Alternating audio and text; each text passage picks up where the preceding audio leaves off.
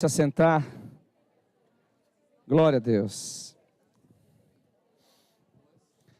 É um privilégio enorme. Aleluia. Opa, tá melhor esse. É um privilégio enorme estar com vocês aqui, mais uma vez estar com vocês, desfrutando do amor, do carinho, da graça, das boas-vindas que vocês têm me dado. Muito obrigado mesmo. Vocês podem se assentar em nome de Jesus. Pastor Maurício, você não pede para eu estar aqui, você manda. Tá vendo aí, ó? Você manda. É um prazer eu estar aqui. E desde que conheci essa igreja, assim, o Espírito Santo colocou no meu coração um desejo enorme de orar e interceder por vocês. E assim, a impressão que eu tenho no Espírito é que vocês estão assim, prestes a ter um rompimento que vai levá-los a experiências muito maiores em Deus. A conquistas muito maiores em Deus. Uma coisa que eu tenho aprendido ao longo da minha vida andando com o Espírito Santo é que a bênção é proporcional à resistência. Vou te dar um texto para você guardar no seu coração. Jesus falou assim: vamos para o outro lado do lago. Os discípulos não sabiam o que iria acontecer do outro lado. Jesus sim. Eles não tinham ideia do que estava esperando eles lá. Jesus sim. Eles não sabiam o que iriam enfrentar. Jesus sim. Você observa que do outro lado tinha um gadareno que estava numa situação perturbadora, vivendo talvez os piores dias da sua vida. E a proposta de Jesus para ir para o outro lado era única e exclusivamente de libertar aquele gadareno, aqueles demônios. Você observa que na proposta houve o que? A resistência. Se talvez Jesus tivesse convidado seus discípulos para ir para um shopping, para comer um churrasco, numa escala de 0 a 10, a resistência talvez seria 2. Mas como a proposta era de libertação, a proposta era de manifestar o reino de Deus, numa escala de 0 a 10, eles tiveram uma resistência de 12. Por que eu estou falando isso? Vocês têm que manter firme a convicção daquilo que Deus colocou no coração de vocês. Porque a palavra do Senhor nos ensina sobre isso. Isso aqui já são algumas instruções para você andar no poder do Espírito Santo. Isso aqui já são algumas instruções para você andar no Espírito profético. A Bíblia fala que a sarça ardeu e a voz de Deus falou ao coração, falou aos ouvidos de Moisés, dizendo: desça, porque eu estou ouvindo o clamor do meu povo e eu quero que vocês os libertem. Estou parafraseando o texto. Você se lembra que quando Moisés anuncia a palavra do Senhor naquele lugar, qual foi a reação de Faraó? A reação de Faraó foi o seguinte: esse povo está com tempo de sobra para ouvir estas coisas. Eles estão com tempo de sobra para ouvir esse profeta. Então tira deles a palha e eles vão produzir a mesma quantidade de tijolos, tentando distraí-los, ou seja, fazendo com que eles negligenciassem o que estavam ouvindo. E o povo manteve-se firme na promessa, na palavra que Deus havia dado na boca de Moisés, e eles desfrutaram da libertação. Esta é a grande artimanha de Satanás. Sempre quando vem uma proposta de Deus, Satanás tenta lançar uma resistência para que você desista da proposta. Ele tenta lançar uma resistência para que você volte atrás. Ele tenta lançar uma resistência para que você deixe de crer que aquilo de fato foi a voz do Senhor Jesus Cristo. Então que o Espírito Santo alimente o coração de vocês em relação a todas as promessas que Ele tem dado, tanto à vida pessoal como a este ministério. Vocês alimentem a voz do Espírito Santo, que um dia colocou algo forte no coração de vocês para conduzi-los a um nível de vitória e de conquistas. Então vocês estão neste momento. Olha para o seu irmão e diga assim: você está neste momento.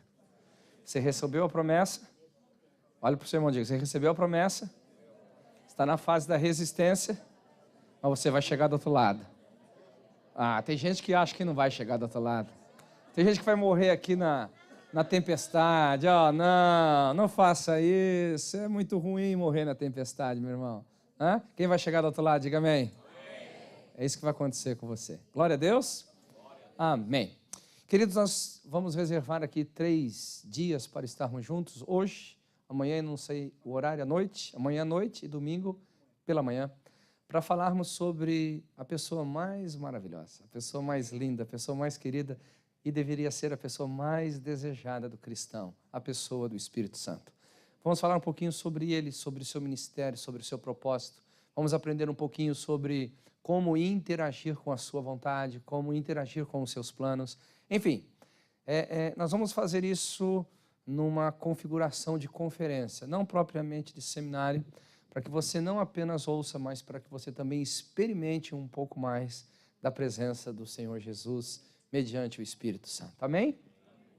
E eu gosto demais de falar isso. Talvez essa foi uma das primeiras doutrinas que eu estabeleci no coração dos meus filhos.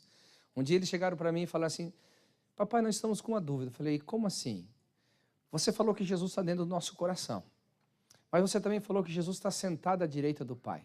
Como que ele pode estar nos dois lugares ao mesmo tempo? Eu falei: uau, que coisa boa. Olhei para eles assim e disse: eu tenho a resposta para vocês. Ele falou: então dá a resposta para nós, papai. Assim, você tem que entender que quando a gente fala que Jesus mora no nosso coração, nós nos tornamos habitação de Deus, ou seja, Deus mora em nós mediante o Espírito Santo.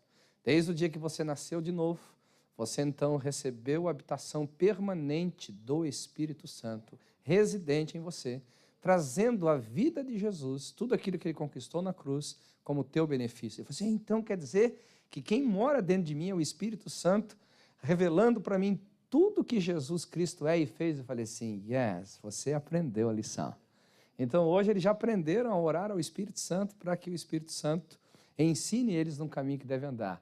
Agora, o interessante é que eles têm só 5 anos de idade, né?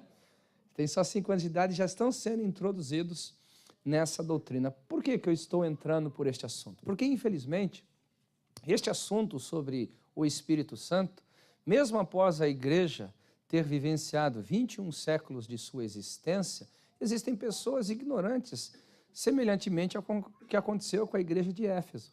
Paulo, quando chega lá em Atos capítulo 18, ele encontra alguns discípulos, o número eram de 12 pessoas, e ele começa a perguntar para eles em que nível de fé eles estavam. Eles falaram: nós estamos no batismo de João. Vocês não ouviram falar do Espírito Santo? Quem se lembra da resposta que eles deram? Nós nem sequer ouvimos falar da existência do Espírito Santo. Paulo, aproveitando aquela oportunidade, introduziu a doutrina do Espírito Santo e eles não apenas desfrutaram da presença do Espírito Santo, como também começaram a interagir com o Espírito Santo. Nós vamos entrar nesses assuntos. Então, é muito importante para nós, como igreja, entendermos a pessoa, entendermos o ministério, entendermos como nos relacionar com o Espírito Santo, para que possamos viver o verdadeiro cristianismo. Eu vou falar uma frase categórica aqui. Não existe cristianismo profundo, não existe cristianismo verdadeiro, não existe cristianismo vitorioso sem que haja uma interação, uma vida profunda no Espírito Santo. E eu vou explicar por quê. Para mim, a pessoa do Espírito Santo é a pessoa mais importante para a igreja. Pastor, você está diminuindo a pessoa do Pai? Você está diminuindo a pessoa do Senhor Jesus? Não. Deixa eu te explicar o que eu penso. Na obra da criação, a gente percebe que o Pai estava arquitetando tudo aquilo ali. A Bíblia fala que tudo que foi feito mediante Cristo, mas você percebe que o Pai estava arquitetando aquilo ali. Ok? Quantos concordam comigo? Diga amém. Então, no momento da criação, a gente percebe que a figura mais importante da Trindade era o Pai. Bem, a humanidade chegou onde chegou e ela precisava ser resgatada da sua maldição, do seu pecado. A Bíblia fala que na plenitude dos tempos, Jesus Cristo veio, se tornou carne, habitou entre nós, viveu entre nós sem pecado e se entregou na cruz do Calvário. Obra da redenção. Para mim, a pessoa mais importante nesta fase, ou seja, a pessoa mais importante da Trindade, nesse momento da história de Deus entre os homens, é o Senhor Jesus. Porque ninguém mais poderia pagar o preço que ele pagou. O Pai não poderia pagar o preço, o Espírito Santo não poderia pagar o preço, somente Jesus poderia pagar o preço que pagou. Então, para que o ser humano fosse redimido, para que a igreja pudesse ser estabelecida em vitória, como Jesus havia dito em Mateus capítulo 16, a pessoa da Trindade mais importante foi o Senhor Jesus. Agora, após a igreja ser estabelecida, após Jesus colocar essa igreja numa posição de vitória, onde as portas do inferno não prevalecerão contra ela, a pessoa mais importante é a pessoa do Espírito Santo. Porque é Ele que torna real. Ele que torna real tudo que Jesus Cristo fez. Ele que torna real tudo que Jesus Cristo realizou. Deixa eu te mostrar em uma outra forma isso daqui. Quantos acreditam que Jesus Cristo morreu por você na cruz do Calvário há 2000 anos atrás? Diga amém. Isso é um fato. Ou seja, é histórico. Agora, quantos creem que a razão pela qual Jesus morreu na cruz do Calvário foi para te perdoar dos pecados, te dar acesso a uma vida plena e uma esperança de uma eternidade? Diga amém. Isso é revelação. Quem é que produziu essa revelação? Foi o Espírito Santo. O fato histórico é uma coisa, a revelação é outra. Você vai encontrar muitas pessoas que têm o fato histórico. Jesus Cristo existiu, foi um personagem histórico, mas eles não têm a revelação da salvação. Ou seja, o Espírito Santo não ministrou neles ainda aquilo que foi dado gratuitamente na cruz do Calvário. Então, quem torna real o sacrifício que o Pai fez de enviar o seu Filho, quem torna real o sacrifício de Jesus ser obediente à morte de cruz, quem faz ser real experimentar as experiências, experimentar os benefícios, melhor dizendo, do que Jesus conquistou na cruz do Calvário, é a pessoa do Espírito Santo. No momento que você não tem essa comunhão com o Espírito, você não entende quem Ele é, não entende o seu ministério, a forma dele agir, automaticamente, muitas questões concernentes ao ministério da igreja, a vida cristã, ficam perdidas. Por isso que eu quero que, a partir desses dias, a gente restaure a nossa comunhão com o Espírito Santo. Eu vou dizer uma coisa aqui, muito forte, antes de começar propriamente a ensinar. Para mim, o Espírito Santo é a pessoa mais negligenciada dentro da igreja nesses dias. Eu espero que a gente reverta esse quadro a partir desses dias. Que esta igreja, mais do que nunca, mais do que sempre, mais do que tudo, se torne uma igreja apaixonadíssima com o Espírito Santo, pelo Espírito Santo. Se torne uma igreja rendida ao Espírito Santo, se torne uma igreja que aprenda a interagir com o Espírito Santo, uma igreja que construa com o Espírito Santo, uma igreja que de fato permita o Espírito Santo fazer aquilo que só Ele sabe fazer. Amém? Então, essa é a apresentação do que a gente vai ouvir esses 3 dias aqui. Quem gostou, diga amém. Então tá bom, se você gostou, a gente pode continuar adiante aí. Vamos lá. Vamos aprender então a valorizar a obra do Espírito Santo. Eu acho que a maioria daqui são crentes. Quem aqui não é crente? Levanta a mão, deixa eu ver. Só tem crente aqui. Então é reunião para crente, irmão. Pensa que a gente está igual formiga na açucareira aqui, amém? Não é nem na açucareira, está na usina de cana de açúcar aqui, né? Nós estamos aqui, podemos se esbaldar aqui, então não tem quem se escandalizar aqui, não tem ninguém para você ter medo, falar assim, pô, mas tem ímpio aqui e tal, eu não vou poder. Não, só tem crente aqui, só tem crente chapado, crente cheio da glória, crente cheio do reteté, ou não? Ih, o negócio está meio frio aqui, tá? Vai ter uns mais ou menos, mas no final o negócio vai resolver aqui, né? Vamos lá. Alguns cristãos falam assim, não, a gente vai ter uma igreja maravilhosa, mas muito maravilhosa, quando nós conhecermos a palavra de Deus. Quanto mais a gente conhece a palavra de Deus, mais a igreja vai ser avivada. Irmãos, quem é que vai contra a palavra de Deus? Deus firmou a sua palavra nos céus. Passarão os céus e a terra, a palavra do Senhor não passará. Ninguém pode ir contra a palavra do Senhor. Mas deixa eu te explicar uma coisa. Você nunca vai conhecer a palavra sem que o ministério do Espírito Santo trabalhe. Porque se o Espírito Santo não te revelar a palavra, você vai ter letras sobre letras escritas em papéis. Você vai ter o fato escrito diante de você, mas nunca vai ter a revelação da verdade. Depois você leia lá 2 Coríntios capítulo 3, versículo 6. Há muitas pessoas que convivem com a letra. O apóstolo Paulo mesmo disse a respeito disso, a letra mata, mas o Espírito vivifica.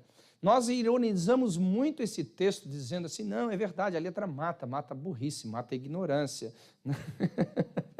Mas a questão é que Paulo estava dentro de um contexto que precisa ser entendido. Paulo estava num contexto de um povo que outrora havia experimentado a glória de Deus, que outrora havia caminhado numa dimensão de milagres e de manifestação dos céus, como nenhuma outra nação havia experimentado. Só que, no momento em que veio a revelação da plenitude dos tempos, ou seja, o Cristo encarnado, o Cristo que venceu, o Cristo que cumpriu a lei, e mediante o Espírito o povo agora iria andar nesta verdade, eles apagaram, ou seja, ficaram só com a letra. Paulo está dizendo assim, no momento que vocês estão só com a letra, vocês vão morrer, vocês precisam da revelação do que está escrito. Vocês leem sobre Cristo, mas não conseguem crer que Ele é o Cristo. Vocês veem sobre o Messias, mas não conseguem ver que Ele é o Messias. Você vê sobre a redenção, mas não vê. Então Paulo está dizendo assim, a letra cegou vocês ao ponto de não revelarem a vocês o conhecimento de Deus. Então nós temos que valorizar a palavra de Deus, logicamente, mas nós temos que valorizar o quê? O fluir do Espírito revelando a nós as verdades das Escrituras. Quem está comigo, diga amém. Oh, deixa eu falar uma coisa para você. Então nós vamos ter uma vida profunda, uma igreja poderosa, quando esta igreja conhecer Jesus de verdade. Lógico. Que igreja que pode dizer que é igreja que não conhece Jesus? Ele é o cabeça da igreja. Ele é o noivo da igreja. Ele é o primeiro e o último. Sem Jesus nós nada podemos, amém? Agora, quem é que revela a pessoa de Jesus? Quem é que torna o ministério de Jesus real e verdadeiro? Quem é que faz com que a gente entenda as doutrinas de Jesus? E quem é que nos convence de que é possível praticar, levando o seu fardo e a sua carga? O Espírito Santo. Se você não der lugar ao Espírito Santo, Jesus vai se tornar para nós um mero personagem, como que é para muitas pessoas aí fora. Se você perguntar para muitas pessoas quem é Jesus, é um personagem, um revolucionário, um espírito aperfeiçoado, qualquer outra coisa. Mas não os afeta ao ponto de chamá-lo de Senhor. Quem é que produz isso em nós? O Espírito Santo. Não é simplesmente a sua consciência de saber que um tal Jesus existiu, que um tal Jesus foi para a cruz, que um tal Jesus judeu fez. Não, não, não. É o Espírito Santo que vai te falar, esse não é um tal Jesus, ele não é um tal revolucionário, não, não. Ele é o Senhor dos senhores, ele é o Salvador, ele é aquele que era, aquele que é, aquele que sempre há de ser. O único que pode produzir dentro de nós isso é a pessoa do Espírito Santo. Ninguém mais vai chegar a lugar nenhum se o Espírito Santo não trabalhar nessa questão. Amém? Quem está comigo aqui? Oh. Não, pastor, a igreja só vai para frente. A igreja só vai para frente quando orar. Meu Deus do céu, quem quer falar contra a oração aqui? Irmãos, uma coisa interessante sobre a oração. A oração, ela é uma questão sem discussão para todas as religiões da face da terra. Sabia disso? Que toda religião ora. Eu não estou dizendo que são certas ou erradas as orações, estou dizendo que todos oram. Oração é um veículo para se comunicar, no nosso caso, com o nosso Deus e com o nosso Criador. Mas deixa eu te falar uma coisa. A Bíblia fala que nós não sabemos orar como convém. Mas nós temos que orar mediante o Espírito Santo. Romanos 8 diz sobre isso. Então nós temos que entender que não há como você chegar a lugar nenhum sem a pessoa do Espírito Santo. Não, pastor, a igreja começa a morrer quando ela deixa de amar as almas. Concordo. Uma das razões da igreja existir é de levar os descrentes à crença. É verdade.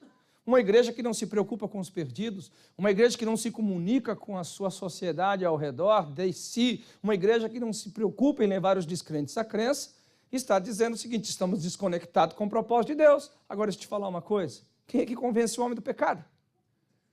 É a experiência do culto? Não. São as luzes que a gente acende aqui, uma hora azulada, outra hora avermelhada. É o pregador que fala com eloquência.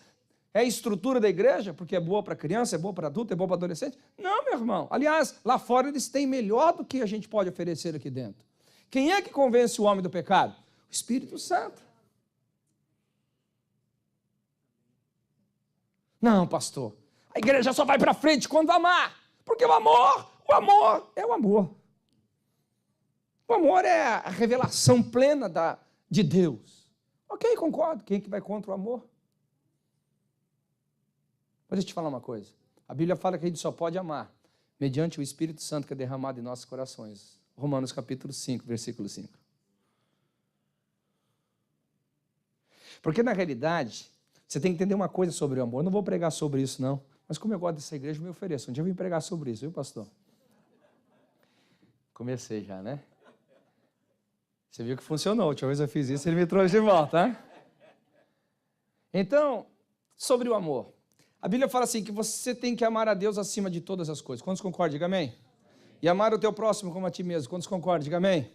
Amém. Então, a Bíblia está falando assim que toda lei, todo profeta, todos os profetas dependem dessa lei chamada amor. Agora, entenda uma coisa. Para nós cristãos, nós não amamos descentralizado da pessoa de Cristo. Nosso cristianismo é cristocêntrico. Quem está comigo, diga amém. E isso significa o seguinte. Quando a Bíblia fala amar a Deus e amar o próximo, mais ou menos assim. Eu tenho um amor profundo por Deus, produzido pela pessoa do Espírito Santo, que me faz entender quem Deus é, me faz entender o que Ele fez por mim, me faz entender sua paixão, sua graça, faz-me entender seus benefícios, faz-me entender tudo a respeito dEle. E a forma como eu sou amado por Deus nesse relacionamento, a forma como o Espírito Santo torna real esse relacionamento entre eu e Deus, agora eu vou amar o meu próximo. Por isso que o texto de Mateus 6 fala assim, quando você vai estar com Deus e não perdoa, você também não pode se relacionar com Deus. Ou seja, porque uma pessoa que não consegue perdoar, ela está mostrando claramente que o seu relacionamento com Deus inexiste. Porque a Bíblia fala sobre isso. Sobre o perdão. Alguém está comigo aqui? Diga amém. Então não é uma questão só de mim para o meu próximo. É do quanto eu recebo de Deus e o quanto eu recebi de Deus eu transbordo na vida do próximo. O quanto eu entendi de Deus e o quanto que eu entendi de Deus eu transformo isso em atitudes na vida do próximo. É esta a proposta onde subsiste a lei e os profetas. E quem é que pode produzir isso? Só a pessoa do Espírito Santo.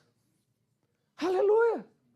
Quem está comigo? Amém. Ah, pastor, a igreja só vai para frente com treinamento, porque não dá para ter um bando de gente junto que não sabe nem de onde veio, nem para onde vai, e quando vai fazer alguma coisa, sai atropelando tudo. Lógico que treinamento é importante, irmão.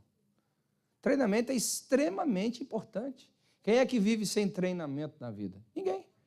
Se você não é treinado para o que você se propõe fazer, dificilmente você vai fazer bem o que se propôs a ser feito. Porque você precisa de treinamento. A vida é assim. Por isso que casamento fica melhor depois que passa alguns anos, não é verdade? Eu acho que o negócio está feio aqui. Mas a gente vai estar em novembro, conferência da família, vai resolver isso aí, né? Novembro a gente resolve isso daí. Não vamos entrar muito profundo, não. Por quê? Porque você vai sendo treinado em amar. Quanto mais você é treinado em amar, mais você consegue amar.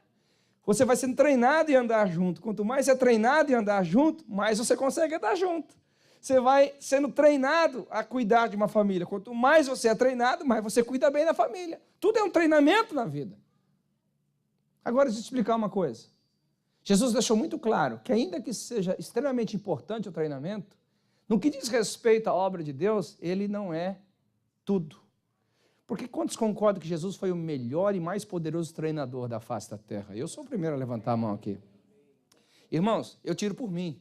Se eu tivesse tido aqueles 12 para fazer qualquer coisa na vida, eu não tinha chegado a lugar nenhum. Talvez o máximo que eu teria chegado é igual a Jesus, morrido. Mas Jesus pegou 12 homens que não tinha perspectiva nenhuma de futuro. Jesus pegou 12 homens que talvez o máximo que eles conseguiriam cruzar é o mar da Galileia e dá para eles uma visão mundial para estabelecer algo mais glorioso à face da terra, que é a igreja de Cristo. Agora, olha o que Jesus deixa muito claro.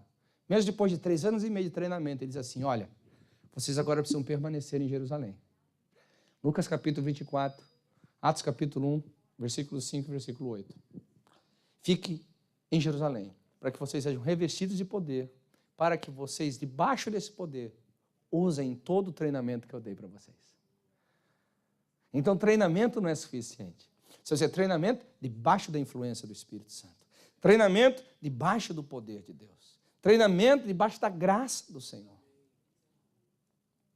Então a gente percebe aqui, queridos, o quanto é importante nós valorizarmos a pessoa do Espírito Santo. Ele é a pessoa mais importante da igreja. Ele é a pessoa que torna real tudo que Cristo fez por nós. Ele que torna real a doutrina.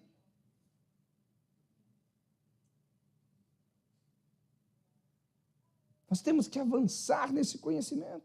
Vamos lá, vamos avançar um pouquinho mais. No Velho Testamento, se você olha, por exemplo, o livro de Zacarias, capítulo 4, eles estavam ali para construir o segundo templo.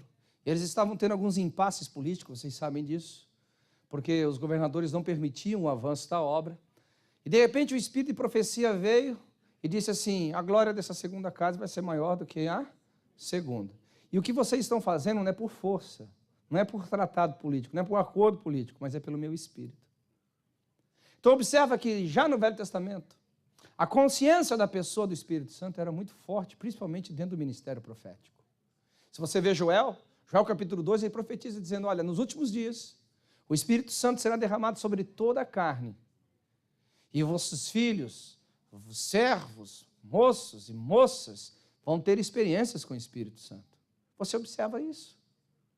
No Novo Testamento, ou seja, na transição do Velho para o Novo Testamento, a gente tem a pessoa de João. A Bíblia fala que João veio preparar o caminho. Agora eu quero que você preste atenção numa coisa interessante sobre João aqui. Quem está comigo, diga amém. João, ele diz assim, eis aí o Cordeiro de Deus que tira o pecado do mundo. Está falando sobre o ministério da salvação. Mas você vai observar que João, ali no livro de Mateus capítulo 3, ele não fica somente no ministério de redenção do Espírito do Senhor Jesus Cristo. Ele fala assim, este que veio para redimir, também vos batizará com o Espírito Santo e com fogo. Observe que ele não ficou na anunciação apenas do ministério redentivo de Cristo. Observe que ele não ficou apenas no ministério da salvação, mas ele também mostrou às pessoas sobre o ministério do Espírito Santo. É interessante isso, porque ele veio preparar o caminho e não se limitou única e exclusivamente ao quê? Ao ministério da redenção. Você observa o próprio ministério de Jesus. Quando Jesus iniciou seu ministério, ele iniciou seu ministério de que forma? Uma experiência extraordinária com o Espírito Santo. O Espírito Santo o levou até o deserto. E ali a gente tem uma história extraordinária que nos ensina muitas verdades espirituais, mas o Espírito Santo levou ele para lá. E o mais interessante é a forma que Jesus sai do deserto. O texto diz o seguinte, e Jesus saiu no poder do Espírito Santo do deserto. Ele saiu aleluia. Ele saiu do deserto, mas no poder do Espírito Santo, para iniciar o seu ministério de forma gloriosa. Jesus, ele deu valor ao ministério do Espírito Santo de forma tão extraordinária, de que ele não apenas recebeu sobre si o Espírito Santo, não apenas conduziu os seus primeiros passos no Espírito Santo, não apenas aprendeu a andar no poder do Espírito Santo, como também instruiu os seus discípulos sobre a importância do ministério do Espírito Santo. Você observa em João, principalmente no capítulo 14, Jesus faz sérias declarações sobre a pessoa do Espírito Santo. Ele diz, eu vou, mas vocês não vão ficar sozinhos. Eu vou deixar com vocês o Consolador. Ele vos fará lembrar de todas as coisas que eu vos tenho dito. E vos ensinará todas as coisas.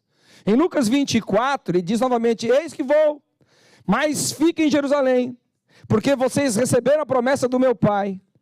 O que é a promessa do Pai? Era a descida do Espírito Santo, era eles serem cheios da plenitude do Espírito Santo. Ele repete isso em Atos capítulo 5, ele repete isso em Atos 1:5, em Atos 1:8. O que a gente percebe isso? Que o próprio Senhor Jesus, tanto na sua vida pessoal, como no exercício do seu ministério, como na edificação dos discípulos, valorizou a pessoa e o ministério do Espírito Santo. Interessante que quando você pega Pedro, ali no início da igreja, Atos capítulo 2, E acontece aquele Pentecostes ali extraordinário. Espero que a gente, esses dias, beba também desse Pentecostes em nome do Senhor Jesus. Aleluia. Temos um amém aqui. Glória a Deus. Né? Que a gente beba dessas águas do Senhor. Aleluia. Você vai observar que o apóstolo Pedro logo linka aquilo ali ao quê?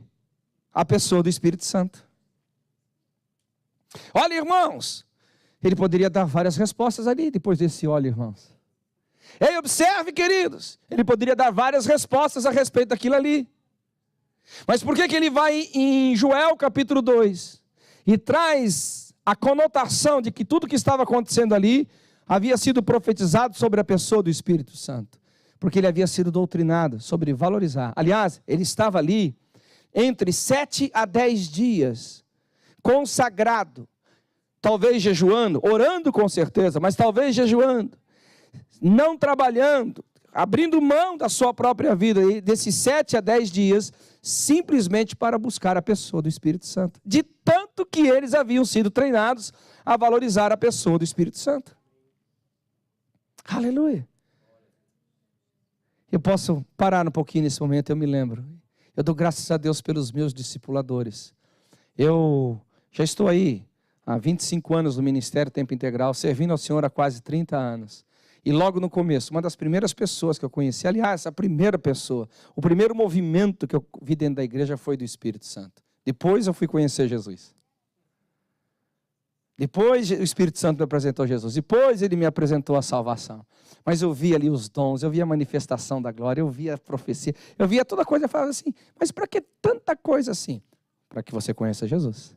Aí quando eu conheci Jesus, eu agradeci demais o Espírito Santo. Falei, Espírito Santo, obrigado, porque eu não poderia conhecer esse Jesus sem que você tivesse me revelado ele. E os meus discipuladores me ensinaram demais a buscar.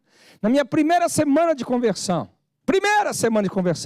eu já fiz meu primeiro jejum, buscando o poder e a glória do Espírito Santo, de 7 dias. Uma semana de convertido, uma semana de jejum. 7 dias.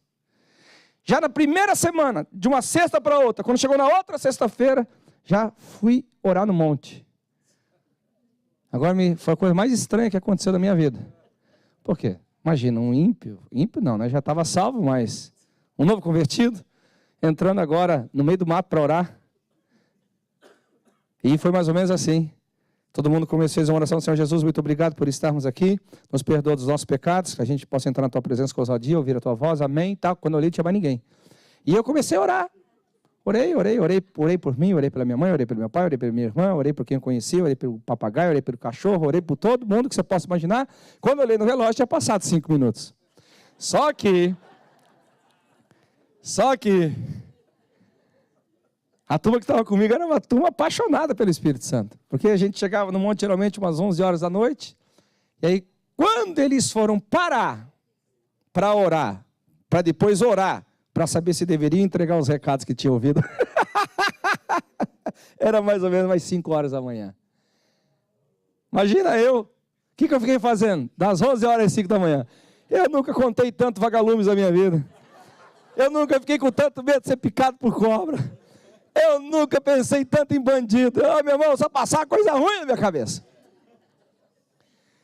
Mas uma coisa eu aprendi. Falei assim, esses caras são doidos pelo Espírito Santo. Eles ficavam, eu ouvi a noite inteira, irmão. Sabe, gente gritando, 5, 6 horas. Espírito Santo revela, Espírito Santo mostra. Então eu fui criado dentro dessa paixão pelo Espírito Santo. Não ter paixão pelo Espírito Santo para mim, que é anormal. Não amar essa pessoa, não amar o seu ministério, não desejar o que ele tem, para mim é anormal. Bem, então eu entendo bem os discípulos. Quando Jesus, após, disse, ficai em Jerusalém até que do alto vocês sejam revestidos de poder, havia uma proposta para eles estarem ali. Entenda isso, por favor. Havia uma proposta deles estarem no cenáculo. Não é uma proibição, era uma proposta. A proposta não era de carro novo, não era de casa nova, não era de uma vida melhor. A proposta era, fiquem lá, porque há uma pessoa que vai se revelar, há uma pessoa que vai se manifestar, há algo dos céus que vai ser derramado sobre vocês, que é a pessoa do Espírito Santo. E eles ficaram ali de 7 a 10 dias, até que ouviu-se um som dos céus, aleluia!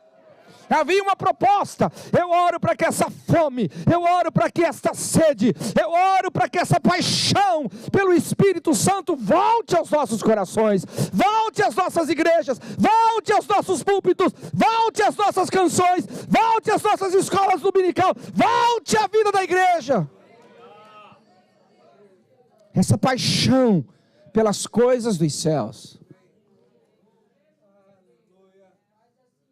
Aleluia. Aí, você percebe então, a igreja começando a fazer as suas obras. Aí chega Atos capítulo 4, a igreja vai orar, são todos cheios do Espírito Santo. E o chão treme. Chega Atos capítulo 5, Atos capítulo 6, a igreja começa a ter algumas dificuldades. Dificuldade com dinheiro. Qual é a igreja que não tem dificuldade com dinheiro?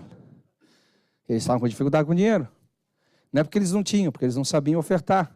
Porque Satanás estava no coração das pessoas ali. Pastor, como isso, Satanás estava no coração? Sim. A Bíblia fala que o Espírito Santo revelou ao apóstolo Pedro. Por que você permitiu Satanás entrar no teu coração? Agora veja só, não mentistes a homens, senão ao Espírito Santo. Você observa como a igreja havia sido treinada sobre a presença do Espírito Santo. A pessoa do Espírito Santo era real para eles.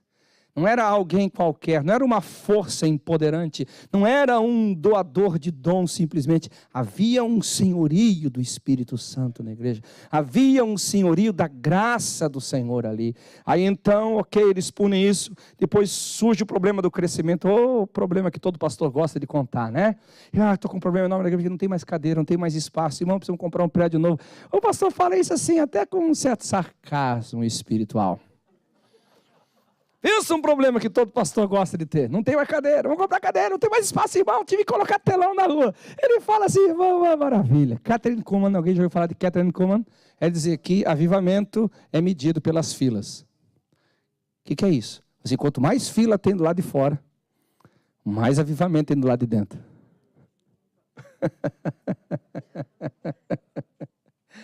Ai. Aí o que acontece? Eles têm problema, precisa resolver o problema.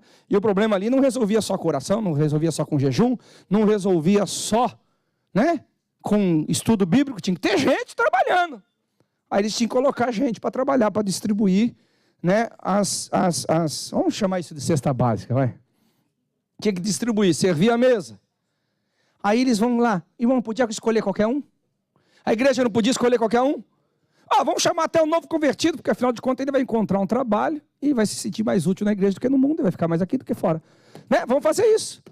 Mas eles colocam alguns requisitos para o cara servir a cesta básica lá. Que tinha que ser homens de fé, homens de boa reputação. E o que mais? Cheios do Espírito Santo. E vão para servir cesta básica, imagina. Ok. Oh, aleluia. Você vê como a igreja foi treinada. Agora, isso não veio do nada. Eles caminharam 3 anos e meio com alguém que foi guiado por um profeta, que disse, ele veio para salvar, mas veio para batizar com o Espírito Santo. Ele iniciou o seu ministério cheio do Espírito Santo, ele foi treinado no Espírito Santo, ele treinou discípulos do Espírito Santo. Agora esses discípulos estavam formatando, edificando, cuidando de uma igreja apaixonada pelo Espírito Santo. Aleluia! Atos capítulo 7, o primeiro mártir, Estevão, cheio do Espírito Santo. Atos capítulo 8, a perseguição chega. Aleluia. A perseguição chega. E eles são espalhados por todos os cantos da terra. Agora olha que interessante isso.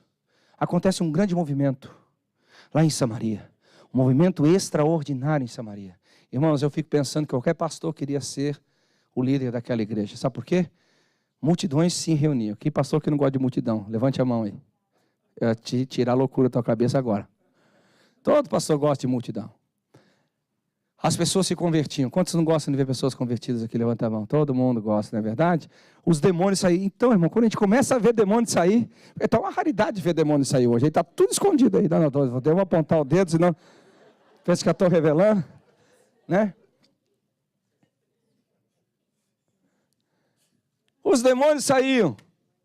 Os corpos eram curados. As pessoas eram batizadas. Irmão, qual é o nome que você dá disso aí? Avivamento. Eu não posso chamar outra coisa senão de avivamento. Multidão. evangelho sendo pregado, pessoas sendo batizadas, demônios saindo dos corpos, cura das doenças, glória de Deus, aleluia! Agora olha o que é a mentalidade apostólica. Eu vou usar aqui uma ilustração para vocês entenderem bem. Pedro e João conversando lá em Jerusalém falaram assim, ei, a gente está ouvindo falar de todas essas coisas aí, pregação do evangelho, salvação de pessoas, cura dos corpos, mas você ouviu falar por acaso? Você ouviu falar por acaso a respeito de que eles estão tendo experiência com o Espírito Santo? Não ouvi nenhum relato disso. Não fiquei sabendo que ninguém foi cheio do Espírito Santo. Então, o mais importante não está acontecendo. E a Bíblia fala que Pedro e João saem de Jerusalém e vão direto para Samaria, para a primeira conferência do Espírito Santo da igreja após a sua edificação. O texto fala, é claro. Leia lá Atos capítulo 8. Eles foram para este propósito. Você vê que eles não pregam salvação, eles não pregam libertação, eles não pregam outra coisa. Eles vão lá única e exclusivamente para impor as mãos sobre as pessoas, para que elas recebessem o Espírito Santo. Olha a mentalidade da igreja apostólica. Eles podem estar vivendo tudo que estão vivendo, eles podem estar experimentando tudo que eles estão experimentando, mas se a pessoa do Espírito Santo não for revelada a ele, tudo isso vai ser perdido, não vai ter sustentação, tudo isso vai perder a sua força. Atos capítulo 9. Um homem possuído pelas trevas, mascarando-se essas trevas com a religiosidade, persegue a igreja, você percebe, desde o capítulo 7 ele entra em cena, o apóstolo, o Saulo, né? E ele vai para caminho de Damasco, e de repente o Senhor aparece para ele dizendo, Paulo, por que você me persegue? Agora, olha que coisa interessante. Quem está comigo aqui, diga amém. Quem é que revela a pessoa do Espírito Santo? Ou melhor, quem revela a pessoa de Jesus? Espírito Santo. Agora, houve um fato invertido aqui. Você já ouviu? Há 2 textos na Bíblia que Jesus fala de Jesus para as pessoas receberem Jesus. Parece loucura isso? Mas deixa eu te explicar. Primeiro é esse. Quem és tu? Jesus fala, eu sou Jesus a quem você persegue. O outro texto está lá em Lucas 24, quando os discípulos estão caminhando na estrada de Emaús, o próprio Jesus aparece para ele, falando a respeito dele, tudo que estava escrito na lei e nos profetas. Há 2 casos bem específicos sobre esse. Há um outro, né, para Maria, que ele se apresenta como Rabone e tal, mas esses são os mais clássicos. Agora, depois que ele se revela como Jesus, ele diz, vai para uma rua chamada direita, que você vai receber instruções sobre o que vai suceder. E quando Ananias chega lá, qual é a primeira coisa que ele faz? Ele recebe Paulo no corpo, dizendo, irmão Paulo, e ele automaticamente coloca as mãos sobre Paulo, para que Paulo receba o poder do Espírito Santo. Olha o entendimento que os irmãos da época tinham da necessidade da pessoa do Espírito Santo. Eles não abriam espaço para que as pessoas que ingressavam à igreja ficassem sem a experiência.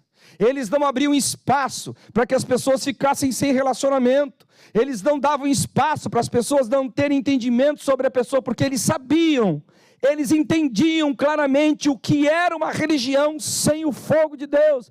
Eles sabiam o que era uma religião sem a revelação de Deus. Eles sabiam o que era uma vida sem o Espírito Santo. Eles tinham acabado de sair do judaísmo, a maioria deles.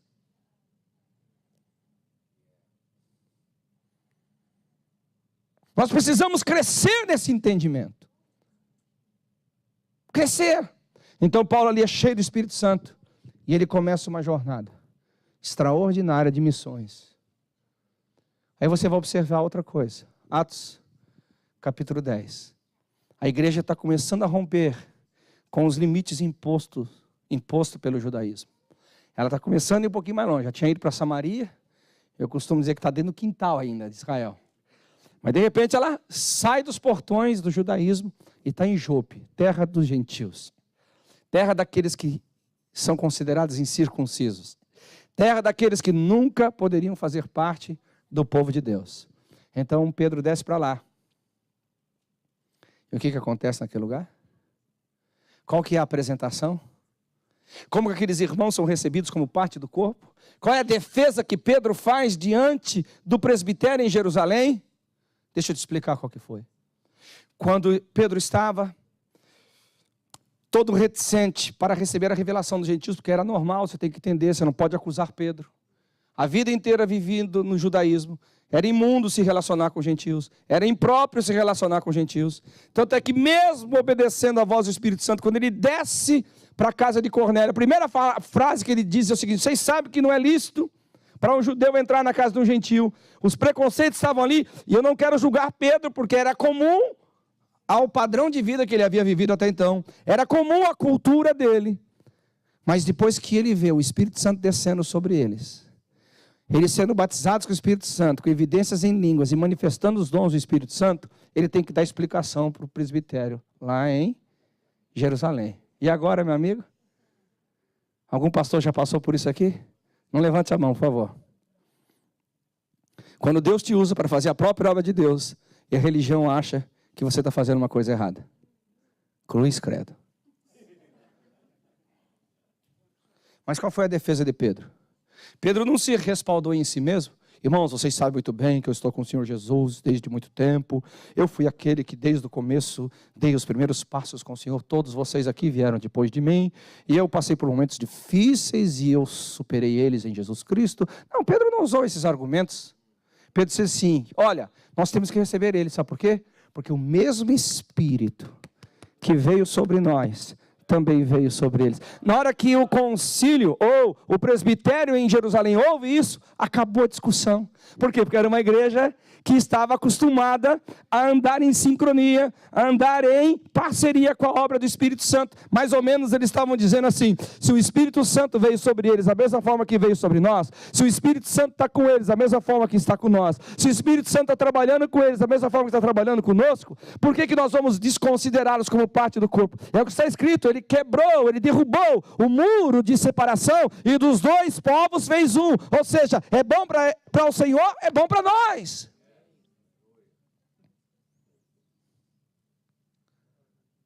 Toda a história da igreja é uma história movida pelo fogo e pela presença, pelo ensino do Espírito Santo. A gente vai adiante, segue. Vamos lá, para Atos capítulo 18. Paulo chega lá, naquela igreja em Éfeso, e começa a falar para eles a respeito da obra do Espírito Santo. E eles nem sequer ouviam dizer que havia o Espírito Santo.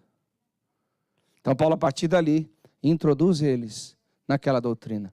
Agora é interessante, deixa eu te fazer uma pergunta aqui.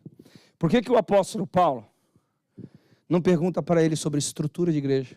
Não que eu estou desconsiderando. Por que Paulo não pergunta para eles a respeito de doutrinas? Não que eu estou desconsiderando. Por que o apóstolo Paulo não faz qualquer outra pergunta e ele vai diretamente ao ponto sobre se eles conheciam o Espírito Santo? Simplesmente pela carga de entendimento que ele havia herdado por revelação, por experiência, pela carga que ele havia recebido da parte do Senhor, da importância da pessoa do Espírito Santo. Nós precisamos crescer nessa valorização. Se nós não valorizarmos isso, nós não vamos conseguir chegar a lugar nenhum. Eu não queria apenas olhar para esse lado, mas observe bem a criação do mundo. A Bíblia fala que a terra estava sem forma e vazia, e o Espírito de Deus estava ali esperando uma voz de comando. Quando a voz de comando veio, o Espírito Santo entrou em ação. A Bíblia começa com a pessoa do Espírito Santo. Aliás, se você crê na Trindade, alguém crê na Trindade aqui? A primeira pessoa da Trindade revelada pelo nome é o Espírito Santo. A primeira pessoa. Então, se você olhar a Bíblia dessa forma didática, não cronológica, mas didática, você vai perceber que ela começa com a pessoa do Espírito Santo e ela termina com a pessoa do Espírito Santo. E o Espírito e a noiva dizem: vem. Irmãos, é interessante a própria Escritura. O que a Bíblia fala? Que nenhuma profecia é de particular elucidação, mas os homens de Deus, inspirados pelo Espírito de Deus. Meu Deus, como que nós queremos viver sem a pessoa, sem a experiência do Espírito Santo? Como nós queremos viver um cristianismo seco e vazio? Não dá, é impossível. É impossível. Nós precisamos crescer no entendimento. Nós precisamos crescer na revelação. Nós precisamos crescer na nossa experiência com Ele. Porque senão nosso cristianismo vai ficar extremamente limitado. Voltemos para a igreja. A igreja agora saiu das portas. Está entre o mundo dos gentios. E a igreja agora, de uma forma profética, precisa ir adiante. Quem se lembra o que aconteceu em Atos capítulo 13? Estavam todos reunidos. Um monte de liderança muito saudável, um monte de liderança muito equipada. Mas a Bíblia fala em Atos capítulo 13. E disse o Espírito Santo: separai-me para mim, Paulo e Barnabé, para a obra que eu os tenho chamado. Se você observar, a partir dessa voz de comando do Espírito Santo, a igreja fez as suas viagens missionárias mais bem-sucedidas. A base missionária do Novo Testamento se tornou Antioquia, não Jerusalém. Antioquia prestava contas para Jerusalém, mas a base sempre era Antioquia. Paulo ia, voltava para Antioquia, Antioquia se reportava a Jerusalém. Paulo ia, voltava para Antioquia, de Antioquia reportava para Jerusalém. Porque aquela igreja foi instruída a respeito disso, de que missões está no coração do Espírito Santo. E quando você quer andar em missões, você automaticamente vai aprender a andar com o Espírito, e o Espírito anda com missões. Por onde mais você quer olhar aqui? Por onde você olhar na Bíblia, você vai ver homens que aprenderam sobre a pessoa e andar. Voltemos para o Velho Testamento. Nós sabemos que no Velho Testamento as pessoas não eram nascidas de novo, mas elas tinham funções importantes para o reino de Deus. E nós podemos classificar algumas pessoas de suma importância no Velho Testamento. Por exemplo, os patriarcas. Quem mais? Os profetas. Quem mais? Os reis. Os juízes. Os sacerdotes. Vamos parar com essas 5 classes de pessoas que conseguiam escrever a história de Deus na terra. Todos esses homens tinham o Espírito sobre eles. Sobre eles. Não é por acaso que quando Davi erra, e ele clama dizendo: Senhor, não deixa eu perder a coroa. Está certo isso? Senhor, não deixa eu perder a riqueza do meu reino. Está certo isso? Senhor, não deixa eu perder. Não. A única coisa que ele fala: não retires de mim teu Espírito. Não é por acaso que um homem desse é considerado um homem segundo o coração de Deus? Nós precisamos voltar a se apaixonar pelo Espírito Santo. Nós precisamos voltar a desejar o ministério do Espírito Santo mais do que qualquer outra coisa. Nós só podemos realmente chegar aonde Deus quer que cheguemos. Nós só realmente vamos conseguir fazer aquilo que Deus quer que façamos. Nós realmente só vamos avançar como gostaríamos de avançar. E eu sei que todos aqui querem avançar. No momento em que cada um de nós aqui, pararmos para pensar como está o nosso relacionamento e o nosso envolvimento com a obra do Espírito Santo. Amém? Então, agora que eu dei a introdução, vocês estão rindo? Até que hora a gente vai hoje, pastor? 9h30? Tá bom. Eu quero só tocar num assunto aqui. Vá comigo para Atos capítulo 18. A introdução foi longa, mas a pregação vai ser curtinha, tá bom? Ô glória! Deixa ele. Aleluia. Vamos lá, Atos capítulo 18.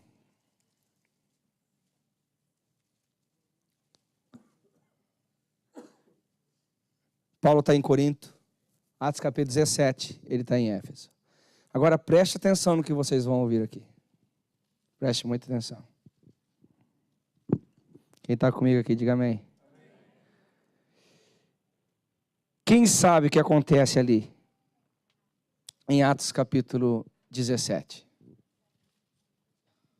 Paulo está em Atenas, pregando o evangelho no Areópago. Quantos concordam comigo? Ok? Atos capítulo 18, ele está falando que é o seguinte, ele vai para onde? Para Corinto. Agora, o que acontece nesse inteirinho? A Bíblia fala que depois de Paulo ter feito uma pregação extraordinária, apenas um pouquinho de pessoas se converte. Deixa eu tentar mostrar um contexto para você aqui. Paulo percebeu que filosoficamente ele não poderia vencer o mundo grego, porque o evangelho não é só uma comunicação de ideias. O evangelho é a comunicação de poder. Paulo agora está indo para Corinto. Agora vai lá para mim, para Corinto, capítulo 2, versículo 4. E vê o que Paulo escreve quando ele chega lá em Corinto 2, 4. A minha palavra e a minha pregação não consistiram em palavras persuasivas de sabedoria humana, mas na demonstração do Espírito e poder, para que a vossa fé não se firme na sabedoria do homem, mas no poder de Deus. Por que Paulo escreve isso nessa sequência?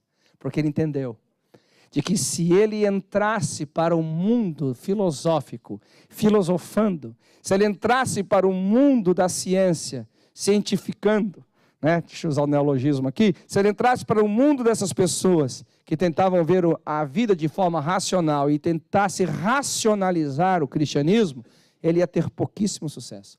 Mas aqui em Corinto ele fala assim, a minha pregação, ou seja, eu não vou fazer mais o que eu fiz no Areópago. Eu não vou entrar mais na discussão tola do Areópago, de tentar filosoficamente comunicar o evangelho. Não que eu estou aqui fazendo uma defesa da burrice e da estupidez, não é nada disso. Mas quando Paulo chega em Coríntios capítulo 2, fala assim, a minha pregação não vai ser mais como foi em Atenas. A minha palavra não vai ser mais baseada em sabedoria humana como foi em Atenas. Ainda que estava cheio de verdade. Paulo não pregou nenhuma mentira em Atenas. Paulo não falou nada que fosse antibíblico em Atenas. Mas só de forma mental.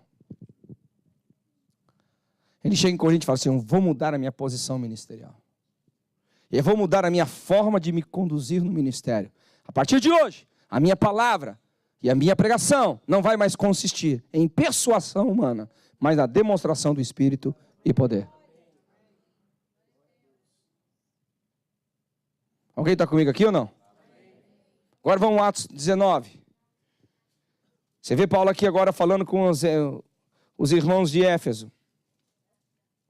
E ele pergunta aqui em Atos 19 e fala o seguinte, vocês por acaso conhecem o Espírito Santo? Não, nós nem sequer ouvimos. Agora observe bem a importância do que nós estamos fazendo aqui esses 3 dias, queridos irmãos. Deixa essa palavra entrar no seu coração. Quando Paulo faz a pergunta e diz, vocês conhecem o Espírito Santo? Eles dizem, sequer ouvimos a respeito do Espírito Santo. Você lê o texto até o versículo 7.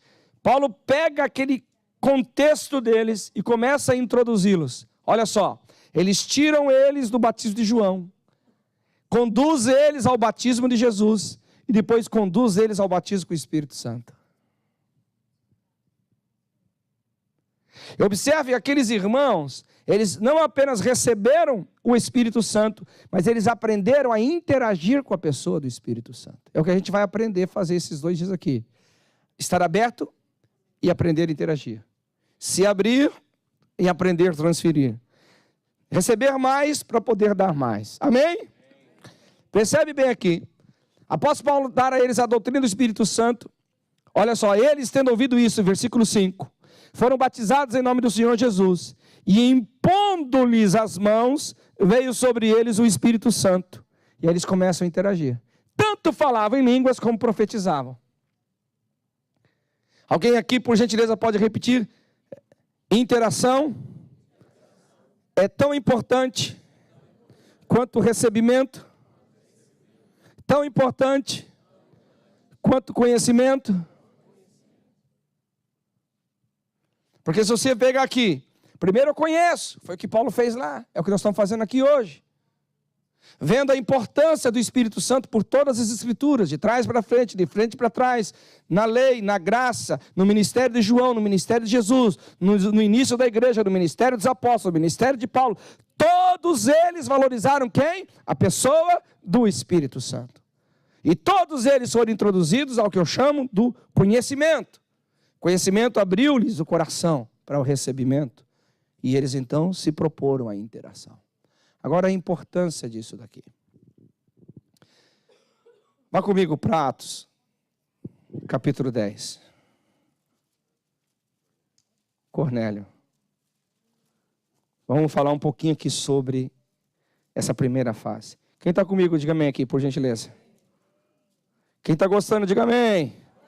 Quem está não gostando, fica quieto, por favor. Se não sair na gravação aí, vai ficar mal. Glória a Deus. Quem achou aí, diga amém. Glória a Deus. Olha, morava em Cesareia um homem, nome Cornélio, centurião da corte, chamado italiana, piedoso e temente a Deus com toda a sua casa, e que fazia muitas esmolas, né? E de contínuo orava a Deus. Esse homem observou claramente durante uma visão, cerca da hora nona, que é 9 horas da manhã, a presença de um anjo que se aproximou dele e disse: Cornélio. Este, fixando nele os olhos, possuído de temor, perguntou: quem é, Senhor? E o anjo lhe disse: as tuas orações e as tuas esmolas subiram para a memória diante de Deus. Agora envia mensageiros a Jope e manda chamar Simão, que tem por sobrenome Pedro. Ele está hospedado com Simão, curtidor, cuja residência está situada à beira-mar.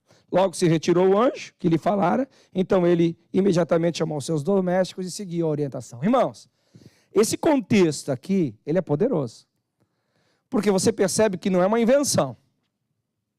Há algo de Deus acontecendo aqui. Há algo celestial acontecendo aqui. Quantos concordam? Amém? Então, para Cornélio foi espantoso.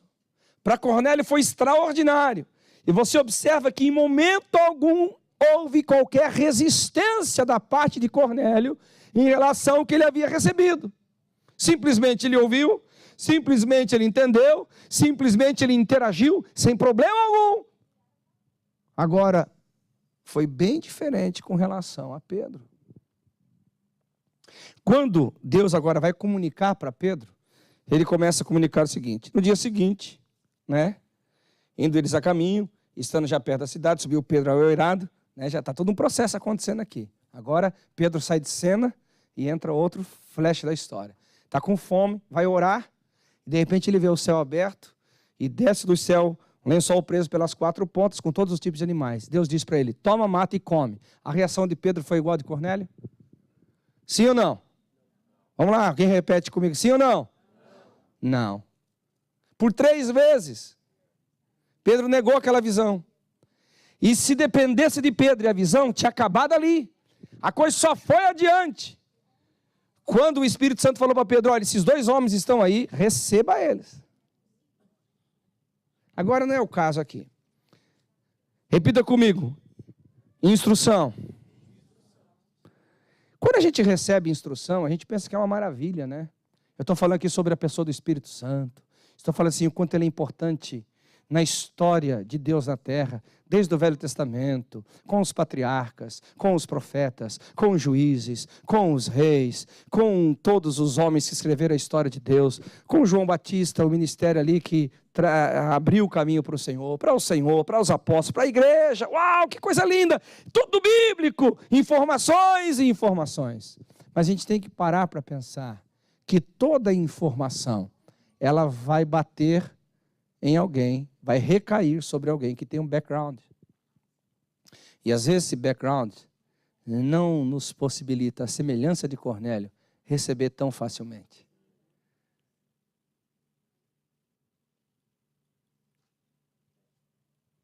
Semelhante ao que Pedro fez. Não, Senhor, de forma nenhuma. Esse pregador pode estar me mostrando tudo que é na Bíblia, mas afinal de contas, ó, eu não como nada impuro. Eu não como nada dessas coisas aí. Mas graças a Deus que a gente tem a pessoa do Espírito Santo. Porque se depender só do pregador, a conferência ia embora e você ia continuar rejeitando a visão. Mas tem um Espírito Santo que está batendo lá na porta, dizendo assim: ei, eu quero te mostrar que aquilo que você viu, que você ouviu lá naquele culto é bom. Abra-se para isso. Abra-se para isso. Busca isso com mais intensidade. Amém? Mas vamos lá. Amados, infelizmente, nós recebemos muitas cargas em nossas vidas, sejam elas religiosas, sejam elas culturais, sejam elas quais forem aqui, que talvez nos impeçam de ir mais profundo com a pessoa do Espírito Santo. Lembra que eu contei minha experiência? Eu nasci assim. Para mim é incomum não encontrar paixão, não encontrar abertura, não encontrar alguém que queira mais o Espírito Santo. Eu vim desse mundo, eu nasci assim. Mas para muitas pessoas, o histórico religioso deles foi de muita incredulidade. Foi de muita resistência à pessoa do Espírito Santo. Foi de muito maledicência até com a obra e o ministério do Espírito Santo. E talvez você está aqui hoje pela primeira vez ouvindo uma mensagem como essa. Será que não vai acontecer com você igual aconteceu com Pedro? Não, Senhor, de forma nenhuma, eu não quero isso para a minha vida. Não, de forma nenhuma, eu não quero isso para mim. Eu me lembro que eu estava conversando com alguns líderes um tempo atrás. E se você está aqui nessa mesma condição, ouça com carinho. Eu falei assim, eu não consigo entender vocês. Todas as vezes que vocês falam sobre o Espírito Santo, vocês sempre têm que colocar essa palavra, cuidado. Toma cuidado. Use com prudência. Porque sempre quando fala da obra do Espírito Santo, sempre quando fala do mover do Espírito Santo, sempre tem que esse tal de cuidado. Eu não vejo em nenhum momento das Escrituras o Senhor Jesus falando sobre isso. Eu não vejo em nenhum momento das Escrituras Jesus colocando medo nas pessoas por causa dos exageros. Pelo contrário. Pelo contrário.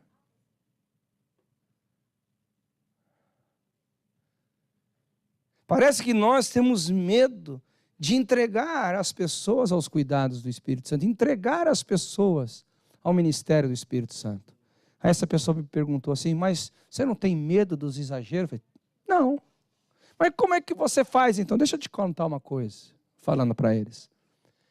Se eu tiver que escolher uma igreja carnal, que não quer saber nada do Espírito Santo, que não quer nada com a pessoa dele, e uma igreja com exageros, que dá profetagem, que dá visagem, começa a ver a abobrinha voando e já acha que é serafim e querubim voando. Eu prefiro essa segunda igreja. Ele falou assim, mas como assim? Eu falei, deixa eu te falar uma coisa, querido. É muito mais fácil você amoldar, você doutrinar uma igreja apaixonada por Jesus, ainda que com exageros, uma igreja apaixonada pelo Espírito Santo, ainda com exageros, do que você tentar cuidar de uma igreja altamente intelectual, que eles estão mais interessados por eles mesmos do que pela obra de Deus. Porque o Espírito Santo pode mudar as pessoas, mas a intelectualidade não.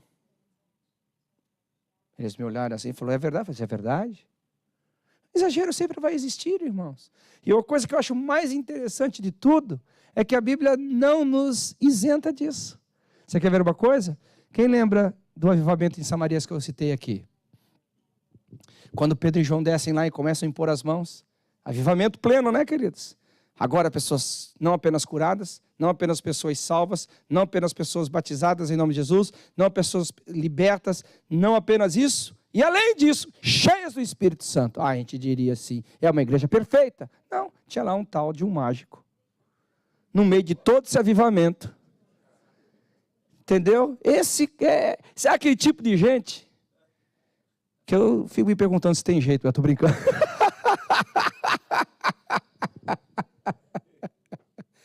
Cara, não é contraditório isso? Porque na nossa teologia a gente pensa que quando vai vir o avivamento, acabou-se os problemas na terra. Chegou o avivamento, acabou a nossa carnalidade. Chegou o avivamento, não tem mais problema. Mentira!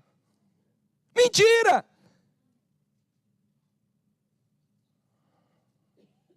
Nós vamos ter que lidar com isso o tempo inteiro. Agora, você quer lidar com aquele que pode trazer solução? Ou seja, você quer lidar com aquele que pode trazer solução? Ou você quer matar aquele que pode dar solução? Eu prefiro lidar com essas situações mediante o Espírito Santo. Ou seja, o próprio Espírito vai convencer a pessoa, o próprio Espírito vai mostrar para ela a carnalidade dela, o próprio Espírito Santo vai convencê-la de pecado, do que eu com medo dessas coisas agora. Vou me retrair e ficar uma igreja intelectualizada. Ô meu irmão, que é isso? Nós precisamos crescer nessa paixão pelo Espírito. E você tem que vencer esses seus traumas. Eu vou voltar aqui, não sei a forma como essa verdade que eu estou pregando alcança você. Eu não sei os preconceitos, ou as pré-teologias, os pré-ensinamentos que você teve com relação à pessoa do Espírito Santo. Mas o que eu quero te dizer, seja igual Pedro, se renda. Seja igual aos irmãos de Éfeso, Atos 19, se renda. Seja igual Paulo, se renda. Todos esses homens se renderam ao ensino. Se abriram para receber. E depois se abriram para interagir. A gente vai chegar a interagir depois. Mas até quando você vai ficar aí? Uma coisa, sabe, pastor Maurício, que eu me lembro. Sabe o que eram nossas crises quando eu era um jovenzinho? Jovenzinho, porque jovem não sou, né? Jovenzinho. Um dia a pessoa chegou assim e falou, pastor Jamal, não dá mais para você se chamar de jovenzinho com essa barba branca. Eu falei, não, irmão, isso aqui é charme. O jovem ainda está por trás da barba, né? E sabe qual que eram as nossas crises? Quando a gente não era batizado no Espírito Santo. A gente ficava em crise. A gente ficava triste na igreja. Por quê? Eu não sou batizado no Espírito Santo ainda. Por que você está triste? Ah, não manifestei nenhum dom espiritual, não. Ah, não, nada. Era essa a nossa crise. Hoje a crise mudou. Eu nem vou citar aqui, porque não é o meu papel hoje. A crise mudou. As pessoas ficam em crise por qualquer outra coisa. Estão numa vida seca. Nunca manifestou um dom espiritual. Nunca teve uma experiência profunda com Deus. Para ela não é indiferente, ela quer outra coisa. Ela quer o sucesso da vida. Ela quer o sucesso nesse mundo. E o cristianismo que a gente pregava há 30 anos atrás, não que eu estou com saudosismo aqui, não, querido. Era um cristianismo de paixão por Deus. Era um cristianismo de paixão pela obra do Espírito Santo. Era um cristianismo que nos levava a pensar nas coisas de cima. Era uma coisa que nos levava a pensar nas coisas dos céus. Hoje eu fico vendo como se tornou relativo essa questão do Espírito Santo. Se você tem ou não tem, se você conhece ou não conhece, se você manifesta ou não manifesta, qual a diferença? Alguma coisa mudou na igreja. Alguma coisa mudou na nossa doutrina. Alguma coisa mudou na nossa percepção eclesiástica. Poxa, se para servir a mesa precisava ser cheio do Espírito Santo hoje, para ser pastor, basta ser intelectual.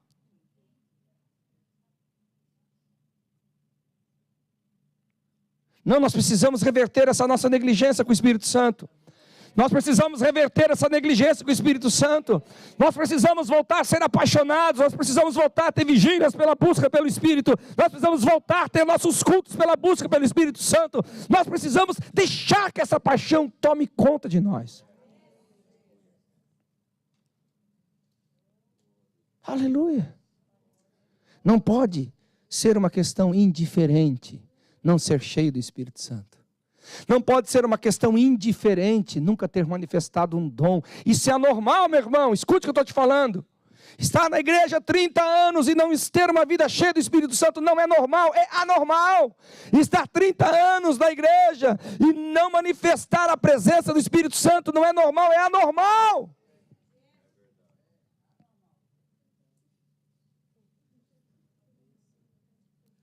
É anormal. A gente não pode ficar aí. Tem que gerar crise em você. Pastor, vem gerar crise. Vim gerar crise em você. Pastor, não vou dormir. Bom que você vai fazer uma vigília. Pastor, não vou conseguir comer. Bom que você vai jejuar. Pastor, vou sair daqui com condenação. É bom que você vai encontrar a justiça de Jesus te santificando. Mas você não pode continuar assim. Com essa indiferença. Você não pode continuar assim achando que é uma opção ser cheio do Espírito Santo.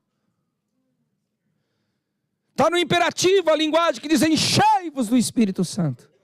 É uma ordem, é uma obrigação do crente ser cheio do Espírito Santo.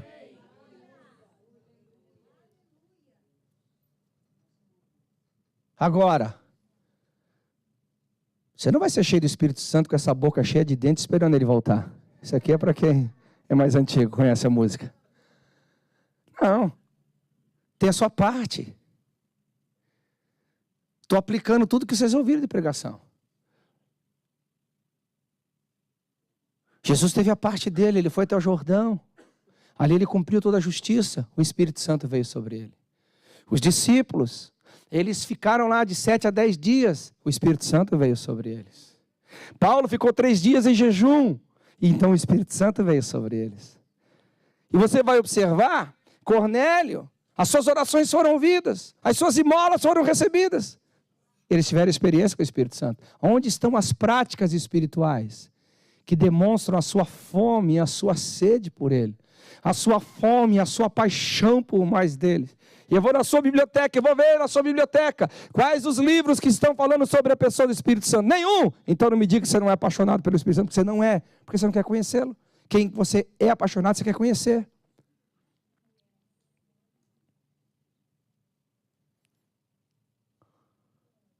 Eu vim aqui gerar uma crise. Eu vim gerar um despertamento em você. E mostrar para você, mediante as Escrituras, que a minha pregação não é aqui um conceito denominacional. Não é porque eu sou pentecostal, até a minha célula inexistente que eu prego essas coisas. É porque eu sou crente. Falar em línguas, eu nem vou tocar nesse assunto. Não, já toquei, agora tem que falar. Então. Esses dias um pregador chegou para mim assim: pastor, você acredita que o batismo do Espírito Santo tem a única evidência de falar em línguas estranhas? Eu falei assim: por que você está me perguntando isso? Não, pastor, por que isso, por aquilo? Porque eu vou te explicar uma coisa então. Eu falei para ele: eu tenho a minha convicção pessoal, mas não vou te dar. Você quer matar o cara quando faz isso, não é verdade?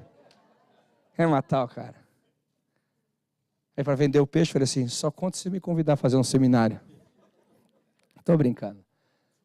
Aí eu falei para ele assim: por que essa pergunta? É por causa disso, ele falou assim: deixa eu te falar uma coisa, querido. Para mim, o que você está falando é indiferente. Eu falei: como assim é indiferente? Deixa eu te explicar uma coisa. Se você crê que não é a única evidência, e você pode manifestar qualquer outro dom, qualquer outra vida no Espírito, como o batismo com o Espírito Santo, tudo bem, não vou discutir sobre isso. Mas quem é que diz que essa outra evidência, essa outra que você tanto diz, vai desvalorizar o falar em línguas? A questão é essa. A questão é que quando vocês pregam que uma coisa não é a outra, é para causar detrimento no falar em línguas.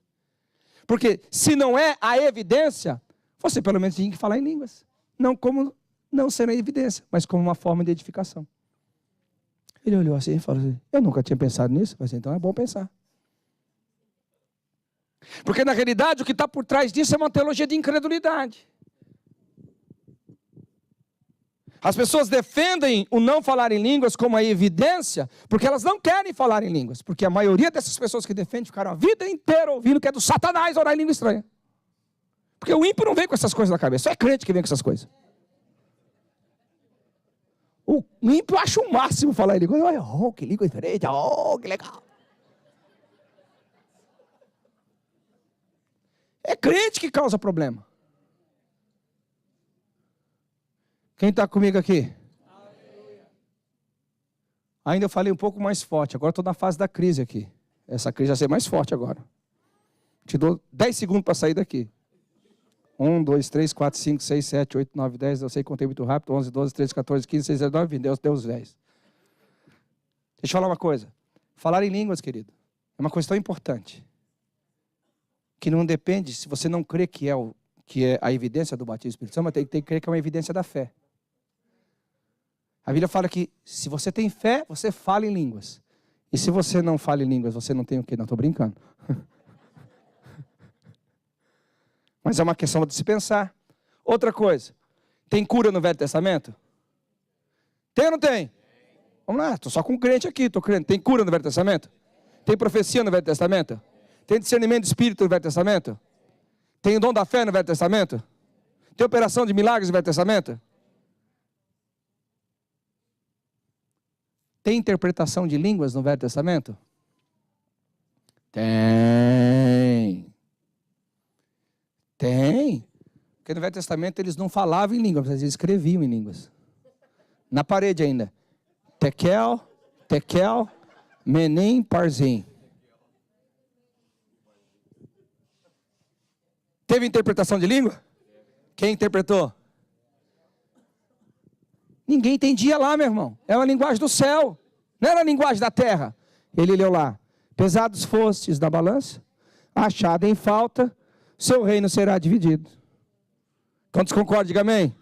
Vocês fizeram agora aquela cara de boi que encontrou porteira náusea.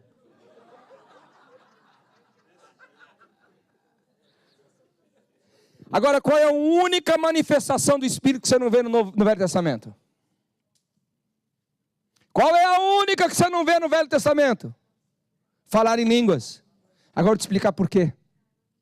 Porque todos esses outros dons, você tem como manifestá-lo do Espírito sobre você. O falar em línguas diz respeito ao novo nascimento, é o seu Espírito que ora. Você só pode orar em línguas quem nasceu de novo, quem tem o Espírito recriado. O falar em línguas é a grande evidência da nova aliança. E a gente por denominacionalidade, quase falei em línguas aqui, é isso aí. Por razões denominacionais, é assim que a gente fala com o inglês, assim, estou aprendendo, você tenta falar uma coisa em inglês, não consegue, daí você fala de outro jeito, não é assim? Então, por razões denominacionais, a gente fica defendendo essa porcaria do é evidência, não é evidência, é isso, não é aquilo. Irmão, eu estou pouco me ligando se é evidência ou não. Eu estou mais preocupado que você treine o seu espírito a orar em línguas, que você use esse mecanismo celestial, que você treine uma vida poderosa no Espírito Santo.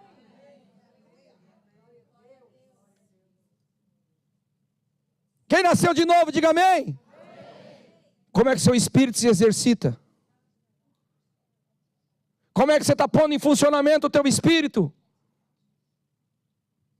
Seu espírito nasceu de novo para o quê? Para ficar aí dentro aí, sem fazer nada.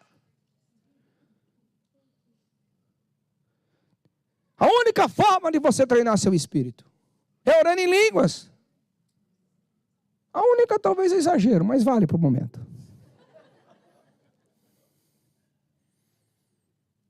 Quem está comigo, diga amém. Então nós precisamos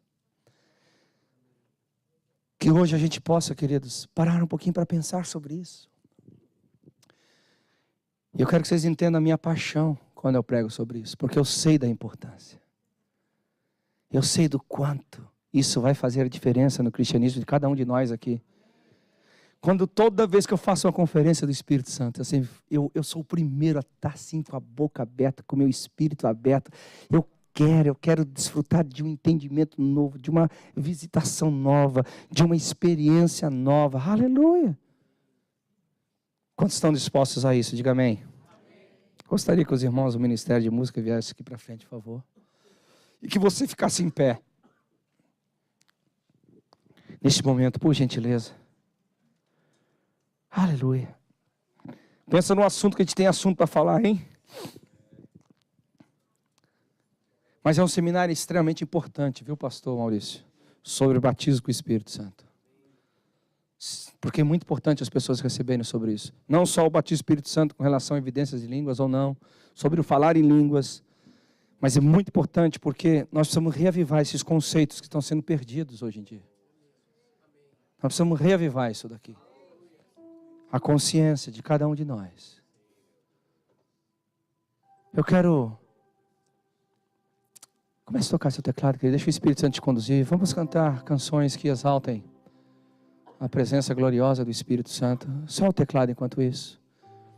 Mas eu gostaria que você fizesse uma coisa essa noite.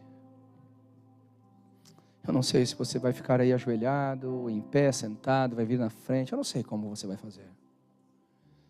Mas eu gostaria que essa noite a gente começasse a pensar um pouquinho. Oh, Espírito Santo. Me perdoa por negligenciar tanto a sua pessoa. Espírito Santo. Me perdoa por ficar tão indiferente a você. Por não te buscar como você merece ser buscado. Por não te ouvir como você merece ser ouvido. Por não te dar a atenção que você merece, Senhor Jesus. Oh, Senhor Espírito Santo. Queremos voltar a se apaixonar mais uma vez. Queremos voltar a ser embriagados da sua presença mais uma vez. Queremos beber mais da sua glória. Queremos beber mais da sua presença. O apóstolo Paulo nos disse, Espírito Santo, que nós não devemos nos embriagar com vinho. Porque ali há contenda, há dissoluções, ali não há vida, há morte, pelo contrário.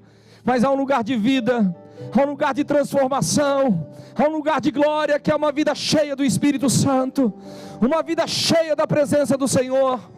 Oh Espírito Santo, nós queremos reverter essa negligência, queremos reverter a nossa indiferença, e queremos pedir perdão. Queremos ser como aquele mágico que, quando foi confrontado pelo apóstolo Pedro, ele disse: ore por mim, ore por mim, ore por mim. Oh, o Espírito Santo encontre no nosso coração um desejo profundo de arrependimento, um desejo profundo de reverter esse quadro de negligência. Quantos anos indiferentes, quantos anos sem buscar os seus dons, sem buscar a sua presença, sem dar o lugar devido ao Senhor. Mas nós queremos mudar essa história. Ou você pode levantar as suas mãos aos céus, enquanto os ministros de música estiverem adorando ao Senhor. Você que é batizado no Espírito Santo, permita que os dons se manifestem aqui essa noite. Você que ora em línguas, levante as suas mãos, comece a orar em línguas. Flua, flua, flua, flua, flua, flua. Faz seu querer em mim, como venda. Reverta essa negligência. Flua, flua, flua, flua. Faz seu querer, faz seu querer em mim. Vento de poder, sopra em meu viver. Deixa Ele te encher, deixa Ele vir sobre você, deixa a glória dEle vir sobre você. Não tenha vergonha, não tenha medo do Espírito Santo.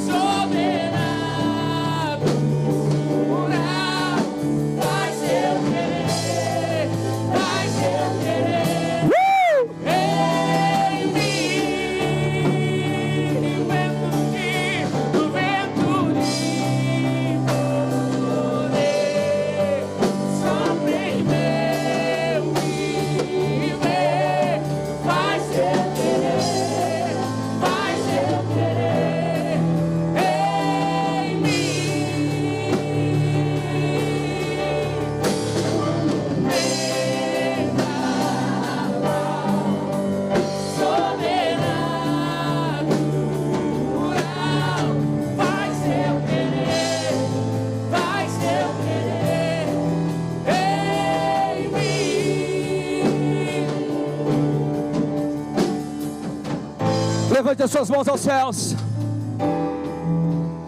Eu gostaria que você fechasse os seus olhos por alguns instantes, e que você permitisse que o Espírito Santo falasse por teu intermédio. O próprio Senhor Jesus disse que do seu interior fluirão rios de águas vivas. Nós somos cristãos, há um rio de vida dentro de você. Você é nascido de novo, há um rio de vida dentro de você. Há um rio de vida que quer fluir, há um rio de vida que quer se manifestar, há um rio de glória, há dons aí dentro, a vida de Deus aí dentro, há um leão rugindo aí dentro, há um fogo aí dentro, há algo de Deus aí dentro de você. Flua, flua, flua, flua, flua, flua, flua, flua.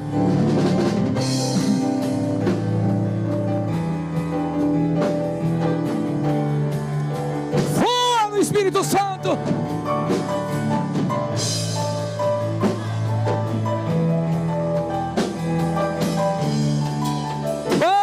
oh Espírito Santo, nós te damos louvor, nós te damos a glória, nós te damos a honra. Nós entendemos a sua importância na igreja, nós entendemos a tua importância nas nossas vidas. Vem com fogo, batiza com o Espírito Santo, batiza com o fogo, Senhor Jesus, batiza com glória essa igreja.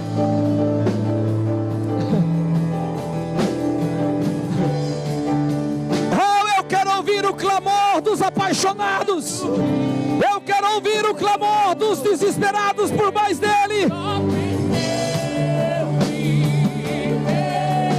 Vai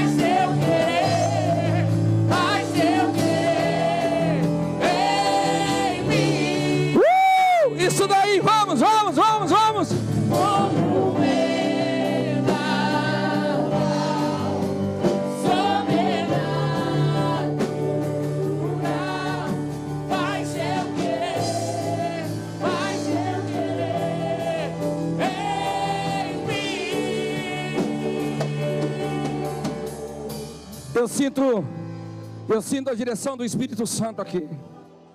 Isso, continua orando, não precisa parar de orar não, vai orando.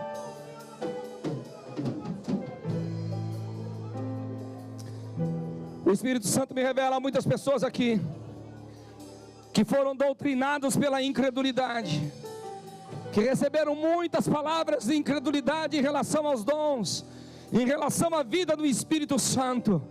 E hoje, por mais que você queira uma vida mais profunda, parece que há um bloqueio mental, há um bloqueio emocional, há um bloqueio doutrinário na sua mente, que não deixa você ir mais adiante. Mas eu estou indo com você agora nessa pegada. Vem cá, eu quero que você saia do seu lugar. Vem aqui, eu vou orar por você. Eu vou quebrar essas sentenças na sua mente, eu vou quebrar essas sentenças no seu espírito, e vou declarar uma liberação do Senhor sobre a sua vida. Pode vir aqui.